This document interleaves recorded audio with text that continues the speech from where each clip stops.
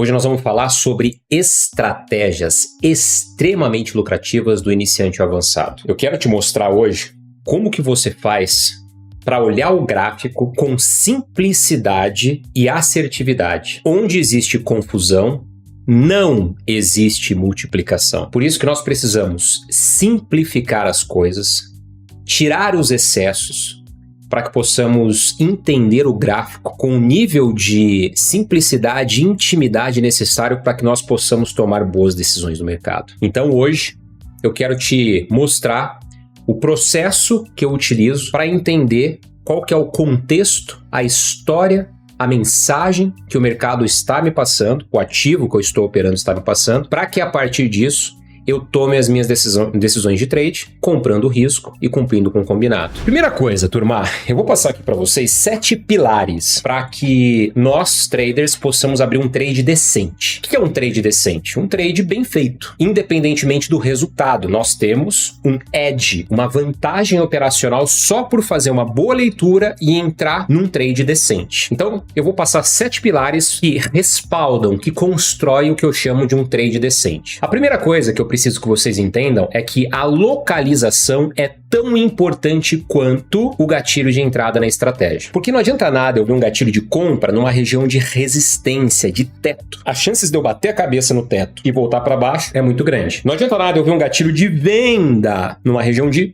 suporte, chão, porque eu vou bater o pé no chão e não vou conseguir ir para o andar de baixo, né? Pelo menos numa primeira tentativa, na maioria das vezes, acontece ali o respeito daquela região, né? Até que rola aquele lance que você já ouviu falar, água mole, pedra dura, tanto bate até que fura, que de tanto testar aquela região vai consumindo liquidez e rompe. E aí uma resistência, um teto rompido passa a ser chão, suporte, e um chão rompido, suporte, passa a ser uma resistência. Primeiro pilar é esse. Nós vamos entender qual que é a localização que o ativo se encontra. E para isso, nós precisamos construir um segundo pilar, que é fazer um mapeamento do gráfico. Vamos fazer um exercício completo. Você não vai precisar necessariamente fazer esse exercício completo, dependendo do seu perfil operacional. Mas aqui eu quero te ensinar a fazer uma leitura completa. E aí você vai usar da forma que você bem entende. Eu vou fazer um mapeamento gráfico, lá do gráfico mensal até um gráfico de 5 minutos. Que seria um gráfico gatilho, um gráfico para tomada de decisão para quem faz day trade. Abre e fecha a operação dentro de um mesmo dia. Nós vamos fazer esse passeio do tempo gráfico maior para o menor, mas não necessariamente você precisa fazer tudo isso. É mais para você entender o conceitual. Você fazendo o mapeamento para quem vai fazer day trade num gráfico de 1 hora, de 15 minutos e tomar a decisão no gráfico de 5 minutos já é top. Graficão mensal. A gente consegue enxergar aqui que o Dow Jones, que é um índice americano, ele está em tendência de alta, muito clara, num gráfico diário aqui, né? Topos e fundos ascendentes. Eu tenho aqui um histórico, por exemplo, de 2014 até 2025, onde nós estamos nesse dado momento. Se eu tirar o zoom, eu vou ter dados até mais para trás, olha lá, 1970, mano, velho. E aí, até agora, a gente consegue enxergar que o Dow Jones está o quê? Numa tendência muito forte de alta, economia americana subindo pra cacilda. Então, nós temos a clareza que o Dow Jones está numa tendência de alta. O que eu vou fazer aqui agora? Eu vou traçar regiões de suporte e resistência com base nesse gráfico mensal. Lembra que eu falei? Suporte é chão, resistência é teto. Então eu vou aqui em linhas e eu vou escolher aqui uma linha horizontal. Se eu clicar 2 vezes em cima dela, eu consigo formatar ela, né? Então até para ficar visual, eu vou no gráfico mensal colocar um vermelhão. Vou deixar essa espessura mesmo. Eu sei que quando eu olhar para um tempo gráfico menor e ver um vermelho, eu sei que se trata de uma região que eu marquei no gráfico mensal. Então eu vou ajustar aqui agora. Essa região aqui, eu consigo entender que é uma região de suporte, próxima do preço. O preço está aqui. Por quê? Porque eu tive essa sombra inferior forte neste candle deste dado mês, se estou no gráfico mensal, entrou um volume vendedor muito forte, num dado momento esse candle ficou vermelhaço e antes de fechar entrou o quê? Compradores. Se eu pintar esta sombra aqui de verde, o que é maior que o verde que tem dentro desse candle, escondido nesse candle, ou o vermelho? O verde, né? Então, apesar desse candle fechar vermelho, ou seja, o preço de fechamento dele estar abaixo do preço de abertura, isso caracteriza ele como um candle negativo, um candle vendedor, um candle vermelho, que eu coloco vermelho para vendedor, poderia ser outra cor, caracteriza que é um candle de baixa. Mas a história que ele me conta é que teve uma atuação bem interessante de compradores, ou seja, ele é mais comprador do que vendedor. E aí, no candle seguinte, nós tivemos a entrada de força compradora. Ó que beleza. Abriu nesse ponto e fechou nesse ponto. Então mostra que aqui foi uma região de chão. E olha só, aqui atrás ela foi teto, ela foi resistência, o preço sentiu, caiu, até que rompeu e uma resistência, um teto rompido, passa a ser um suporte, um chão. Por isso, eu vou deixar esta região de suporte marcada. Se eu apertar o conto do teclado, apertar o botão esquerdo do mouse, clicar e arrastar, eu duplico a linha, eu faço uma mágica aqui, né? E aí eu vou deixar agora esta linha aqui numa região de resistência. Teto, que eu consigo enxergar claramente que foi esse ponto onde o mercado testou, caiu. Teoricamente, se ele voltar a testar, é bem provável que ele sinta essa região. Ele pode romper? Pode, mas ele terá um pouco de dificuldade para romper direto. Beleza, então eu tenho agora uma resistência e um suporte, um chão e um teto mapeado no gráfico mensal. Agora vamos fazer o seguinte, nós vamos andar de avião. Então no gráfico mensal nós estamos com o avião lá em cima, primeira classe, indo lá para Dubai, lá no Emirates, bem alto. A gente olha da janelinha, cara, tem aquela amplitude de visão e pouco detalhamento, pouco detalhe, porque nós estamos muito alto. Então imagina o seguinte, que esse avião que nós estamos agora, ele desce um pouquinho. O que acontece? Diminui um pouco a amplitude de visão e aumenta um pouco o detalhamento. É basicamente o que nós fazemos quando nós descemos de um tempo gráfico mensal para um tempo gráfico semanal. Eu desço um pouco meu avião. O que aconteceu? Diminuiu a minha amplitude de visão e aumentou o detalhamento comparado ao gráfico mensal. E aí eu faço uma pergunta aqui. Agora, olhando aqui pela perspectiva do gráfico semanal, faz sentido eu traçar alguma região de suporte e resistência diferente das regiões das quais eu tracei no gráfico mensal, quando o avião estava mais alto? Aí você olha pro gráfico e você fala, faz sentido, mano. Faz sentido. Então você vem aqui e, ó, aqui tem um chãozão, ó. Foi chão. Então o que eu vou fazer para diferenciar até visualmente? Clicar 2 vezes, vou meter um laranjão aqui, ó. Não sei que laranja é semanal, assim como o vermelho é mensal. E resistência? Faz sentido? Resistência, cara, essa regiãozinha aqui, ó, que eu tracei lá no gráfico mensal meio que conversa já, né? O preço tá aqui em cima, ó, essa região também, então, beleza, não vou traçar mais nada além dessa região aqui. Eu posso até ajustar aqui, né? Porque para o preço chegar nessa região que eu estou traçando pelo gráfico semanal, ele tem que testar essa região do mensal primeiro. Só que o que é mais antigo? O que tem mais peso? O mensal ou o semanal?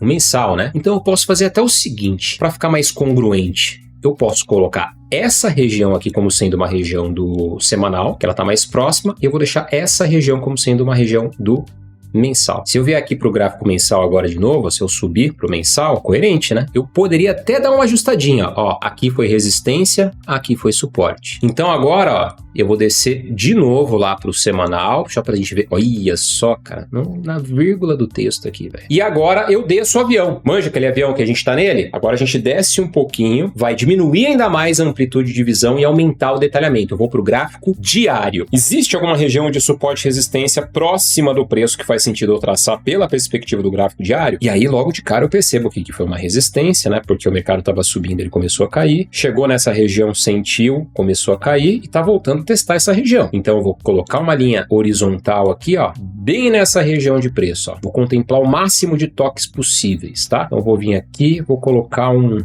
amarelo. Então, ó, tocou aqui e tocou aqui.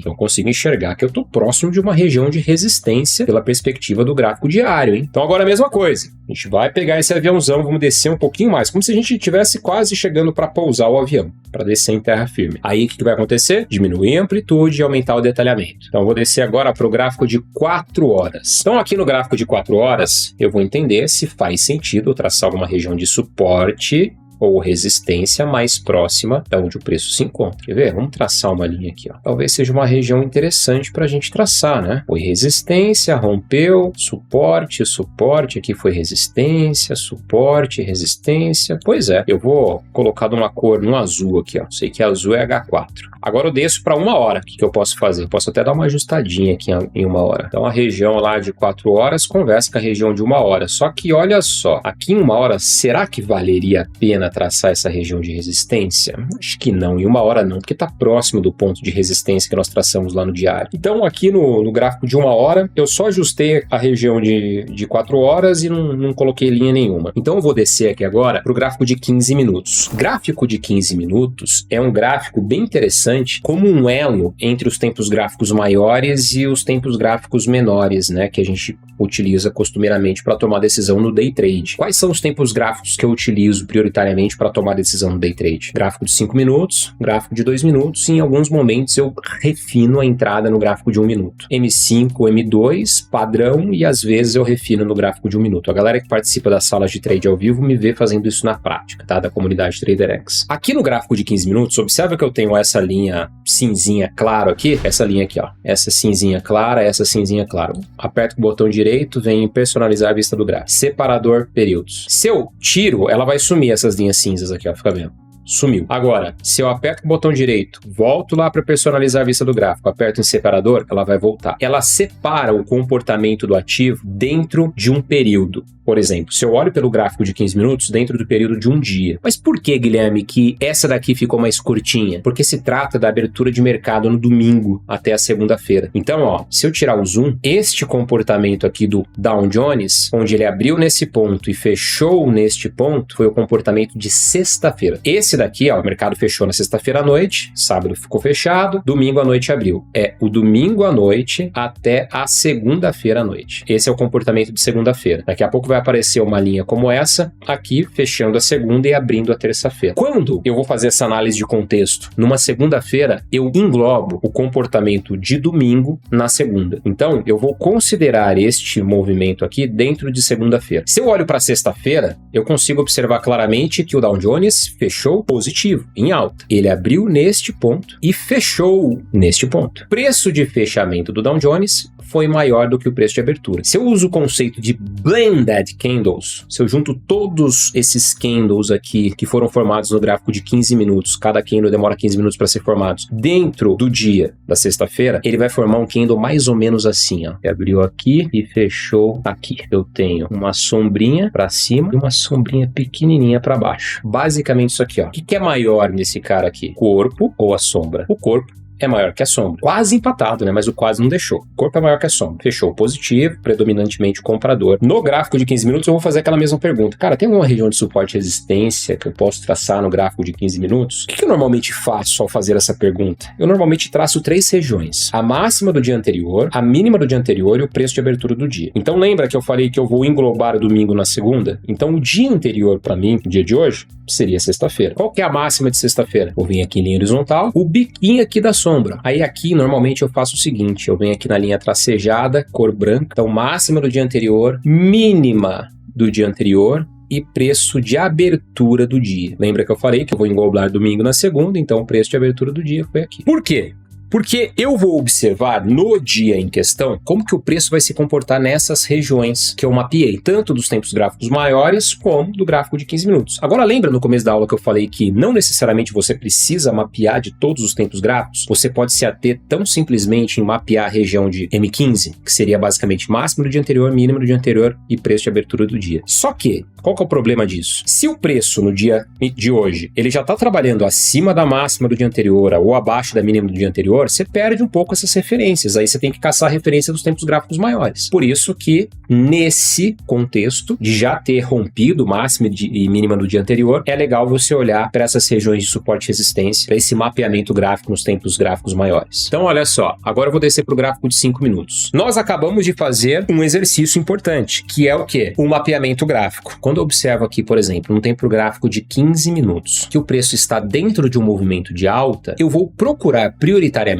por comprar no gráfico de 5 minutos, a não ser que eu já esteja com o preço esticado e próximo de uma região de resistência, ou seja, um preço já cansado. Outra coisa importante, agora que nós chegamos no tempo gráfico de decisão, que é o gráfico de 5 minutos, nós vamos colocar as médias móveis em questão. Eu utilizo 3 médias móveis dentro do que eu chamo de método X, que é o meu jeito de operar, que tem uma base da escola de Oliver Velez, com Larry Williams e conceitos do Smart Money Concept, tá? Essas 3 médias, a branquinha, se trata da média exponencial de 7 períodos aplicada ao fechamento. A amarelinha de 21 períodos simples ou aritmética aplicada ao fechamento também. E a vermelhinha de 200 períodos simples ou aritmética também aplicada ao fechamento. São essas 3 médias. O RSI aqui funciona como filtro, mas hoje eu não vou falar sobre ele. Colocadas as médias servem como uma referência para a tomada de decisão. Então eu vou unir, eu vou fazer a somatória de fatores de confluência dentro dessa análise de contexto, da leitura dessa história para entender melhor o que o mercado está me contando. Eu vou unir a localização onde o preço se encontra com as localizações que eu fiz o mapeamento gráfico e a região que o candle está se formando comparado à média móvel. Então eu tenho mapeamento gráfico dos tempos gráficos maiores, médias móveis como referência para a tomada de decisão e eu tenho os candles. Eu vou fazer a leitura dos candles para tomar decisão nas minhas referências de gatilho de entrada, que eu já vou falar para vocês daqui a pouco quais são essas referências. No método X nós temos 5 referências de entrada e ainda eu estou refinando algumas outras referências que eu vou trazer inclusive uma atualização para os alunos da comunidade em breve. Dessas 5, eu vou te mostrar hoje o conceito de 2, o que eu chamo de ponto 1 e o que eu chamo de ponto 5, né, ou ponto 4, quando o preço se distancia bastante da média de 200, por exemplo, tá? E o ponto 1 é um gatilho de entrada de ignição a partir da média de 21. Dentro do mercado financeiro, nós precisamos trabalhar com as leis de oferta e demanda, com as leis de barato e caro. Imagina que eu tenho um iPhone na minha mão e eu quero vender esse iPhone. Vocês acham que eu vou querer vender esse iPhone pelo preço mais barato ou pelo preço mais caro? Pelo preço mais caro, obviamente. Agora, eu vou querer comprar esse iPhone pelo preço mais barato ou pelo preço mais caro? Pelo preço mais barato, obviamente. Vamos traduzir isso que eu acabei de dizer para o universo do trading. Imagina que esse gráfico representa aqui o preço do meu iPhone. Vou querer vender o meu iPhone quando o preço está aqui embaixo? Então isso aqui é o preço do iPhone, mais barato, mais caro, preço médio, 50%, tá? Então imagine que aqui o meu iPhone está milão. Aqui eu vou querer vender meu iPhone? Nananina não, né? Eu vou querer o quê? Comprar iPhone se eu ver nesse preço. Se eu falar para vocês aqui, ó, cara, eu tenho um iPhone 16 Pro Max por R$1.000, vocês vão querer comprar? Sim ou não? É óbvio que sim, né? O iPhone é meu, eu não vou vender por milão, quero vender mais caro. Se ele chega aqui na metade do caminho, por R$5.000, tá um preço bom para vender? Ainda não, né? Tá num preço ali médio para baixo ainda. Tá barato ainda. Agora se ele sobe aqui, e aqui ele vai estar custando 10 mil, ainda vai estar barato 10 milão, né? Mas só para ficar didático. 10 mil. Opa! Ele tá chegando numa faixa de preço que fica mais interessante eu pensar em vender. Por que eu tô fazendo essa explicação para vocês? Para vocês entenderem que quanto mais esticado o mercado está, mais próximo de um preço justo de venda eu estou. Ou seja, mais próximo de entrar em uma correção eu estou. Lei de oferta e demanda. Se ele ficar muito mais caro que isso, ninguém vai querer comprar. A não ser que ele tenha um valor percebido superior a esse preço. Mas esse preço aqui é um preço meio que senso comum de mercado. 10 mil para um iPhone 16 Pro começa a ficar num preço aceitável, comparado ao mercado, entende? Se eu tô com o preço aqui a 5, eu sei que ainda tem espaço de valorização. E se eu tô com ele aqui em 1.000, eu sei que tá muito barato. Ele pode cair mais do que 1.000? Pode, se acontecer alguma depreciação muito grande, fora de contexto padrão, mas eu sei que no milão aqui, ó,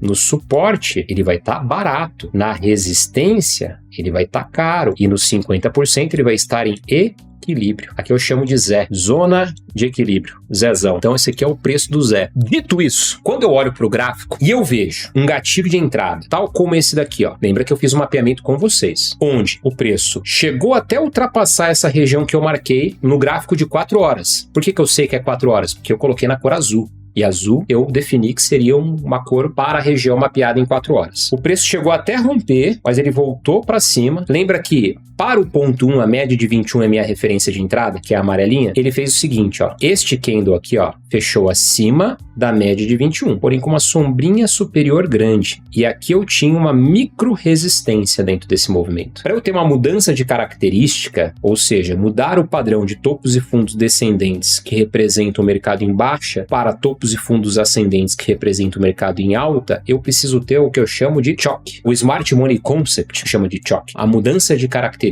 Então, se eu coloco aqui num gráfico de linhas, aqui ó, eu tive um topo que fechou acima do topo anterior. Ele fez fez uma retração, deixando um fundo mais alto que o fundo anterior e fez a mudança de característica, de topos e fundos descendentes para topos e fundos ascendentes. Por conta disso, olha para esse candle aqui agora, esse verdão fortão aqui, ó. Eu tive aqui então este candle que fechou acima, eu tive esse reteste que eu chamo de RRC, rompimento, retração e a continuação com candle de força. Lembra que eu falei que o candle é importante? Então eu tive aqui o casamento de alguns fatores de confluência que aumentam os meus edges, as minhas vantagens, e que faz com que esse trade seja um trade decente, que não me garante total assertividade, mas me garante uma boa decisão. Comprando o risco, o resto é com o mercado. Eu me apoio nos meus pontos de controle, que é fazer uma análise decente, comprar o risco de acordo com o meu planejamento financeiro. Se o mercado for a meu favor, eu utilizo das estratégias de gestão do trade que eu tenho para surfar o máximo possível do movimento. Se vier contra, eu já comprei o stop antes. Esses são os meus pontos de controle. Todo o restante eu não controlo. E eu preciso somente me ater aos meus pontos de controle. Só isso. É isso que nós, como traders, enquanto traders, precisamos fazer. Então aqui, ó, esse candle foi o meu candle gatilho, o ponto 1 do método X, ou até mesmo o ponto 2, que foi um reteste. A entrada acontece no rompimento da máxima do candle, o stop é abaixo da região de suporte mais próximo do preço, que poderia ser essa região de preço ou até mesmo essa, só que essa ficaria muito cara em termos de distanciamento, né? Poderia até ficar dentro do valor financeiro que você se propõe a arriscar, mas ia ficar muito distante do ponto de entrada. Então, teoricamente, se você deixa o seu stop aqui, para andar a mesma distância do ponto de entrada por stop a seu favor, para te dar uma relação risco-retorno de 1 para 1, teria que andar demais. Por isso, neste contexto, é mais inteligente e racional colocar a sua entrada neste ponto e o seu stop nessa região de preço. E aí você vai fazer a seguinte pergunta: cara, tem uma região de suporte ou resistência próxima do meu gatilho de entrada que o mercado pode sentir? A média móvel de 200, ela funciona como uma resistência dinâmica. Além dela, eu tenho essa região aqui, que é uma região o quê? Do preço de abertura do dia anterior que eu tracei no gráfico de 15 minutos. Como que eu sei? Porque é uma linha tracejada branca. E eu defini esse parâmetro para traçar as regiões do gráfico de 15 minutos. Tem a média de 200 e tem a região aqui da abertura do dia anterior que funciona como resistência porque o preço está trabalhando abaixo. A segunda pergunta que eu faço é: qual que é a distância do ponto de entrada para a próxima região de resistência? É pelo menos a mesma distância do ponto de entrada para o stop? Olha só, é. Então, se é pelo menos 1 para 1, valida a minha entrada. Ordem pendente, stop. Chegou aqui, eu já posso pegar o meu stop e trazer pro 0 a 0. Aqui lembeu, ó, lembeu o stop, mas não tirou. Aqui confirmou o rompimento da média de 200 e eu poderia muito bem colocar o meu alvo nessa região de preço, que estaria dando 1 para 2, arriscando 1 para colocar 2 no bolso. Se eu arrisquei aqui 100 pila, eu coloquei 200 pila no bolso. Beleza? Lembrando que no 1 para 1 aqui, como já testou uma região de resistência, eu já poderia zerar o meu risco. Se ele voltasse e me tirasse aqui, eu sairia no zero. Da mesma forma, poxa, o mercado chegou na região de resistência, começou a ficar esticado, ainda mais distante da média de 200, eu vou começar a olhar para a possibilidade de entrar num trade contra a tendência. Usando a referência de distanciamento da média de 200, o mercado já chegou naquela região de preço que o iPhone está muito caro, eu vou começar a olhar para a possibilidade de vender o Dow Jones ao invés de comprar. Então aqui, ó, quando ele me deu esse gatilho de ponto 1, já é uma referência de entrada. Por quê? Porque ele está distante da média de 200. E o preço não fica muito tempo distante de uma zona mediana, principalmente a média de 200, que considera o quê? Os últimos 200 candles do tempo gráfico que eu estou analisando, por exemplo. E aí eu tive o mesmo contexto, ó, o rompimento, a retração, a continuação. Aqui ele armou o choque, a mudança de característica. Vamos lá para o gráfico de linhas. Topo mais baixo que o topo anterior, fundo mais baixo que o fundo anterior. Mudança de característica de topos e fundos ascendentes para topos e fundos descendentes. Rompimento do pivô, confirmou o movimento de queda. Coloco o gráfico de velas de novo, olha só onde que o preço veio parar, na média de 200. Agora, nesse atual contexto, o que o preço está fazendo? Está fazendo o rompimento, uma vez que ele sentiu a média como suporte, está fazendo a retração e pode ser que ele volte a trabalhar acima do preço de abertura do dia anterior, que é essa linha tracejada branca, e volte a testar essa região de resistência, seguindo aqui a tendência de alta, uma vez que ele parou basicamente no zero, no 50% deste movimento comprador. Então, quando a gente faz esse mapeamento gráfico, nós conseguimos ter mais clareza do que o mercado está nos trazendo de informação e tomamos decisões decentes. Nós compramos o risco de uma forma muito mais consciente, muito mais estruturada. E dessa maneira,